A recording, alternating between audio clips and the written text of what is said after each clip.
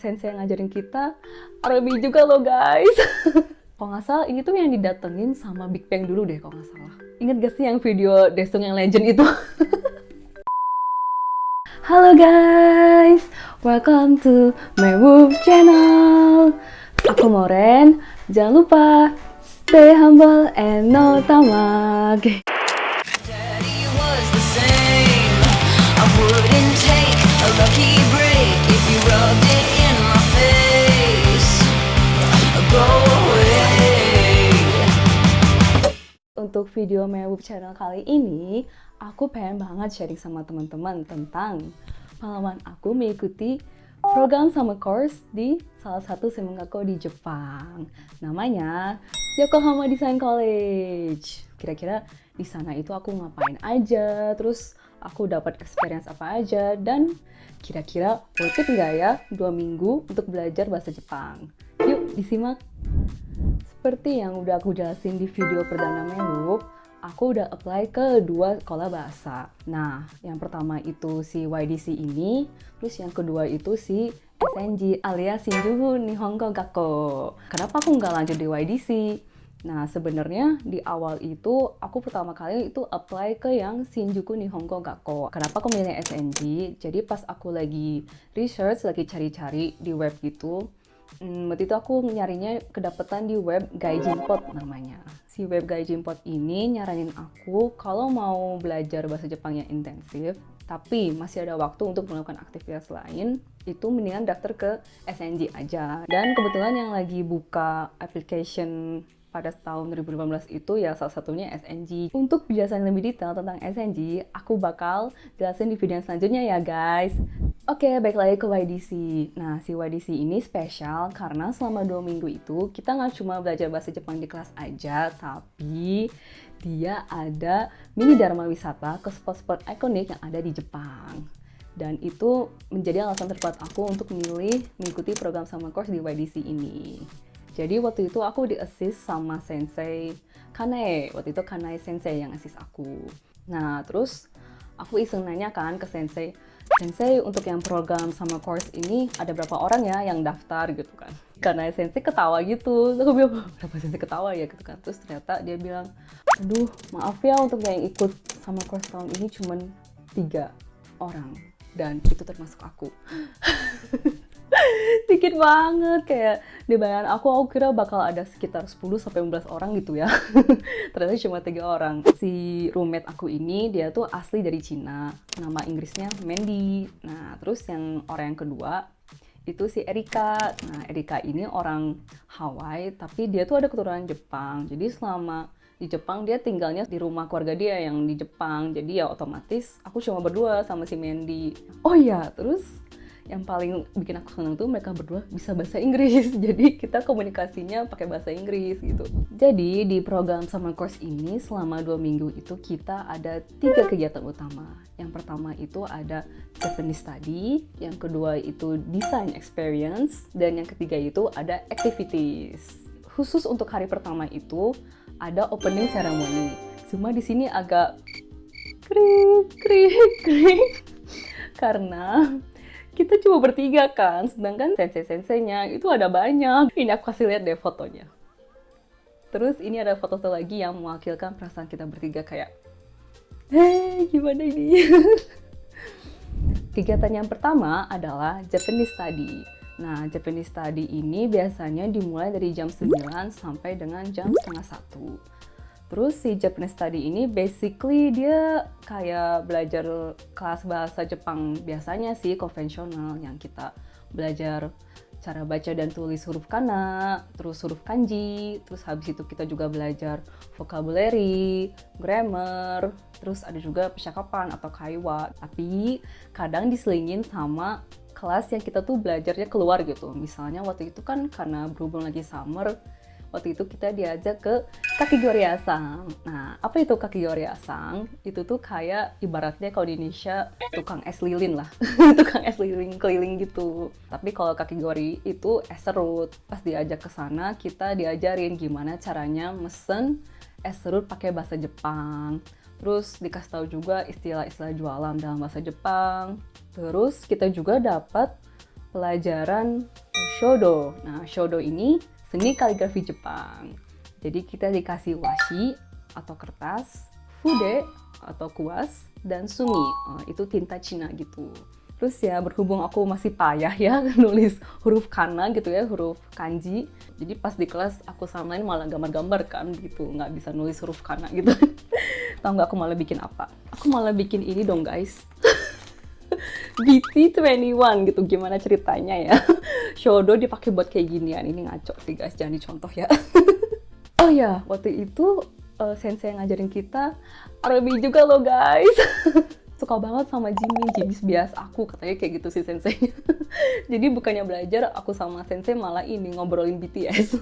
Oh Jimin, mecha kakoi ne. Oh Jimin, mecha sekushi. Kayak gitu-gitu. Aduh kocak banget, bukannya belajar. Kegiatan yang kedua adalah design experience. Nah, design experience ini kita dapatnya di minggu pertama aja. Itu kita cuma dapat 2 kali gitu. Yang pertama itu berhubungan sama manga. Jadi kita mendapatkan experience menggunakan medium Copic. Jadi waktu itu kita dikasih 1 gambar, 2 gambar sih kalau nggak salah. Itu tuh 1 karakter anime gitu. Terus kita disuruh ngewarnain pakai Copic. Ini nih aku kasih lihat ya. Yang punya aku. Karena aku nggak terlalu jago gambar ya sebenarnya, cuma aku seneng sih ngewarnain gitu. Tapi ini yang punya aku. Tara. Terus ini yang kedua, kurang lebih kayak gitu pakai Copic. Desain experience yang kedua adalah desain Tumblr. Kita desain Tumblr pakai Adobe Illustrator. Itu tuh seinget aku pakai pen tool, terus di tracing gitu muka karakter yang kita mau. Coba guys, aku bikin siapa? Aku bikin jeng. Ada yang bisa nebak gak ini siapa? Tara, ini Park Jimin. Mohon maaf ya, agak mirip gitu ya. Ya tapi gak apa. Waktu itu pas zaman 2018, aku lagi suka banget sama Park Jimin. Ya kalian tahu sendiri kan, Jimin zaman 2018 itu. Nah, ini dia yang paling ditunggu-tunggu. Kegiatan yang ketiga adalah activities. Activities ini total semuanya tuh ada 7 sebenarnya. Tapi 1 tuh di cancel gara-gara waktu itu ada typhoon. Activity yang pertama di minggu pertama itu kita ke Disneyland. Oh my god, itu dreams come true ya buat orang-orang yang kepengen banget ke Disneyland ya. Kita dapat kesempatan buat kesana di program ini. Terus itu enak banget karena beberapa harian, jadi cukup waktu banget buat keliling gitu. Mau nyobain wahana apa juga boleh. Terus selama perjalanan ke sana sih kita ditemenin ya sama Kanae Sensei. Activities yang kedua ini juga menarik gitu. Kita diajak ke Yokohama Cup Noodle Museum. Jadi si museum itu isinya ada cup noodle Jepang, mulai dari sejarahnya, terus jenis-jenis cup noodle Jepang itu ada apa aja gitu. Dan waktu itu kita ditemenin sama Odawara Sensei. Si Odawara Sensei kocak banget. Waktu itu dia disamperin sama bule gitu. Ini dah aku kasih lihat videonya. Odawara Sensei is learning English with Mexican people. He's trying to practice his English. Terus abis itu si Odawara Sensei bilang ke aku suka banget loh sama mie gorengnya Indonesia. Jadi di Yokohama Cup Noodle Museum ini ada namanya World Food Bazaar. Jadi di dalamnya itu banyak banget jenis mie dari berbagai negara, termasuk si mie gorengnya Indonesia. Maga banget gak sih guys? Selain itu ada juga mie-nya Tom Yum-nya Thailand, terus lanzo-nya Cina, laksanya Malaysia, pastanya Italia, bahkan ada ini Korean cold noodle name yang Odawara Sensei bilang sama kita, kalian kalau mesen di sini mendingan mesen 2 sekalian. Loh, kenapa? Terus kata si Odawara Sensei, cuma dikit porsinya gitu kan, gak akan puas gitu. Terus kita kan nurut aja ya, kita bertiga. Oke, gitu. Ya udah kita beli 2 jenis gitu. Waktu itu aku beli Tom Yum-nya Thailand sama mie gorengnya Indonesia, pengen nyobain. Semuanya enak, cuma porsinya ternyata nggak sedikit yang dikatain sama Odawara Sensei gitu.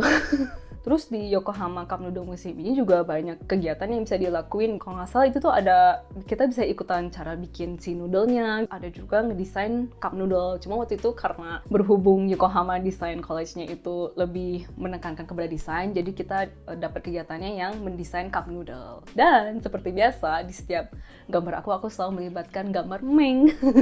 Oh iya, di minggu pertama itu kita dapat 1 hari untuk bebas, acara bebas. Harusnya kan activity yang ketiga, cuma kan nggak jadi tuh karena ada typhoon. Jadi harusnya sih di rumah aja. Cuma si roommate aku, si Mandy bilang, aku nggak mau diam di rumah terus, ayo kita pergi gitu kan. Terus aku nurut aja, ikut aja. Oke, dia pengen banget ke Enoshima, katanya itu bagus gitu. Aku juga belum pernah ke sana. Ya udah, kita berdua ke Enoshima dan jeng. Lihat apa yang terjadi? Ini aku kasih lihat apa yang terjadi. Very bad way. Yeah. Hi. Yeah. Hi. Oh, in China there's a famous saying that. What's that? Let the storm come you strong. Alias fail. Habis itu kita pulangnya ke arah Kamakura kan. Kita nemu ada satu toko itu isinya kucing semua, Meng semua. Jadi aku bertemu dengan dia. Lucu banget kan gitu kan, dia jualan berbagai macam pernak-pernik semuanya tuh sebab kucing gitu. Terus aku jatuh cinta sama dia, jadi aku bawa pulang ke Indonesia ini. Puk. Hari esoknya aku sama Mandy memutuskan untuk bermain ke DCC. Oh my god, itu salah satu tempat termagical yang pernah aku datengin.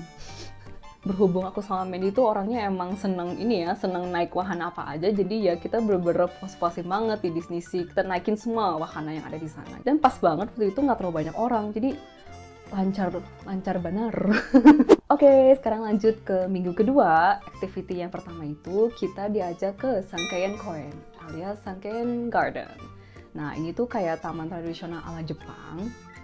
Terus kita diajak keliling si taman itu. Kalau salah di sana kita juga diajarin cara bikin itu loh, matcha yang ditumbuk, yang dicampur-campur gitu. Cuma aku nggak bisa, Mandy doang yang bisa. Terus yang activity yang selanjutnya adalah travel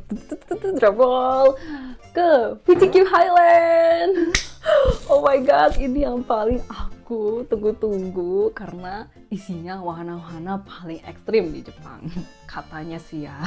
Kita naik Fujiyama, terus Takabisha, Dodompa, terus yang terakhir kita naik kayak semacam arung jeram gitu, namanya Nagashimaska. Terus sayang banget sih, sebenarnya aku di sana pengen banget nyoba ke rumah hantunya. Jadi rumah hantunya tuh bentuknya kayak rumah sakit tapi gede banget. Oh iya, kalau nggak salah ini tuh yang didatengin sama Big Bang dulu deh kalau nggak salah. Ingat gak sih yang video Desung yang Legend itu? Oh iya, aku masih ada ini loh foto pas naik Fujiyama. Gila sih, yang Fujiyama tuh tinggi banget. Kayak tingginya tuh sampai bisa ngeliat Gunung Fuji, guys. Ini deh. Duh, muka aku komuk banget tapi. Jeng. Aduh ya ampun. Jadi aku kalah sweet kan, makanya aku duduk sendirian di belakang. Jadi si Erika sama Mandy di depan. Harus dicoba once in your life. Itu worth it banget soalnya. Atau enggak juga sih. Terus activity yang selanjutnya, ini sih udah nggak di luar lagi, di Yokohama Design College-nya si activity yang terakhir itu. Dan itu tuh nyobain instrumen musiknya Jepang, tapi yang tradisional. Ini sih agak fail ya, karena aku tuh pada dasarnya emang gak ada bakat di bidang musik. Jadi pas nyobain itu kayak, kok bunyinya aneh ya, atau kok gak bisa ini ya, gak enak itu bunyinya. Oh iya, kelupaan, tadi tuh activity habis dari Fuji-Q Highland, kita tuh diajak ke One Piece Museum. Oh my god, itu kayak dream come true buat aku juga karena aku penggemar One Piece. Wah, itu museum kayak keren, bercampur gemes jadi satu. Kayak banyak ini loh, kayak banyak pernak-pernik, terus banyak gambar-gambar dari si Oda-nya kan, si Oda Sensei. Gambar-gambar cuplikan-cuplikan gitu kan. Desain karakter semuanya ada. Terus kita di sana juga diajak nonton live show-nya One Piece. Itu kayak semacam kabaret sih ya, jadi kayak seru aja sih ngeliat kayak. Jadi aku bayangin, oh mungkin kalau Zoro, kalau versi live versionnya mungkin kayak gini kali ya. Oke guys, akhirnya tiba di hari terakhir. Sedih, gak kerasa 2 minggu.